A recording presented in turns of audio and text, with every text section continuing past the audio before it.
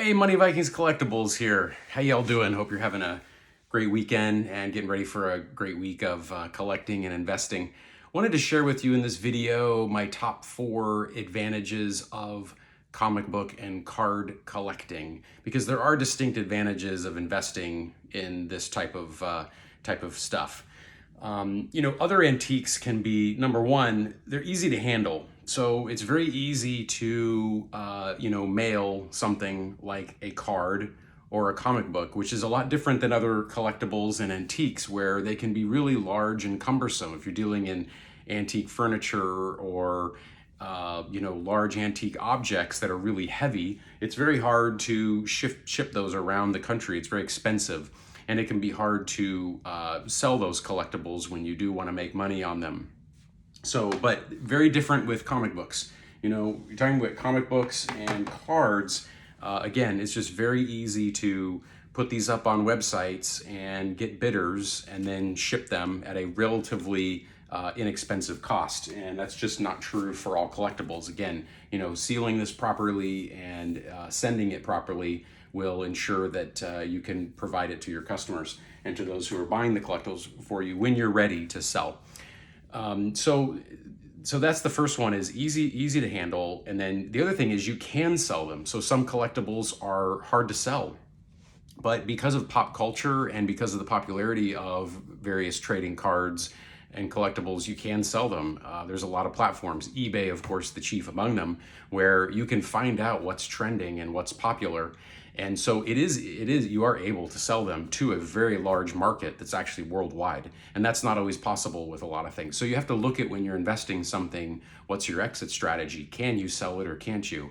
They always talk about it. Real estate, for example. Real estate's hard to sell. It takes a lot of time and effort to sell it. Not a bad investment over the long run, but it's not something that could quickly be put up and sold. The next thing I would talk about is scarcity over time. A lot of these things, like, I always use the classic example of Garbage Pail Kids.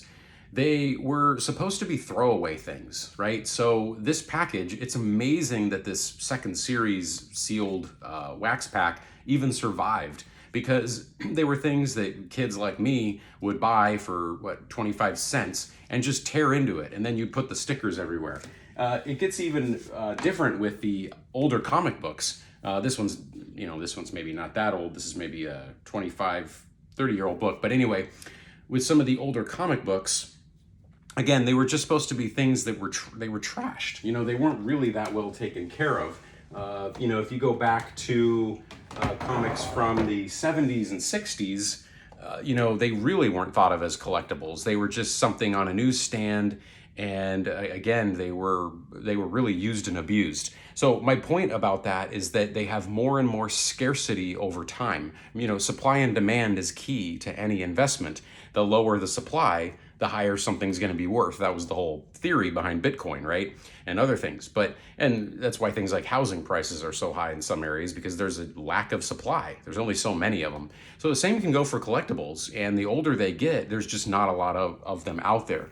So that's a built-in thing that adds value over time. Now, you have to be choosy, as we know. We always talk about key issues. You have to be choosy about which issues you're investing in. And my first rule of thumb is that you need to enjoy the object itself and the art or the story or whatever you connect with that story.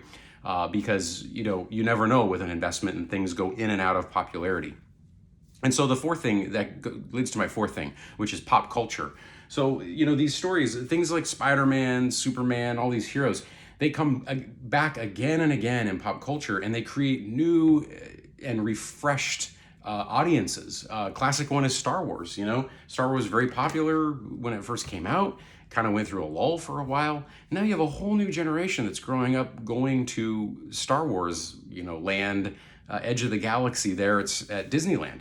And so a whole new world of kids that are, from 4 years, maybe younger up, are growing up with Star Wars. So, when they get older and they see something like a vintage, Star Wars figure, these things really do stay valuable, because they're part of our culture, part of pop culture anyway.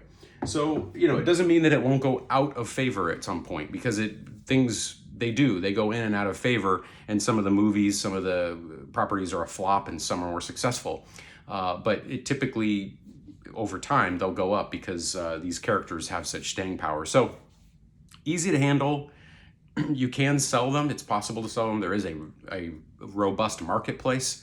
Scarcity over time because of the nature of it. First of all, they're made of paper too. A lot of these things, these are paper products. They're not made of metal, so they don't last that long. A lot of times if they get ruined by whatever, the elements.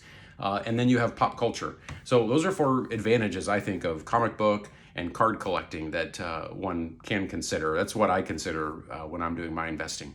Hey, thanks a lot for watching.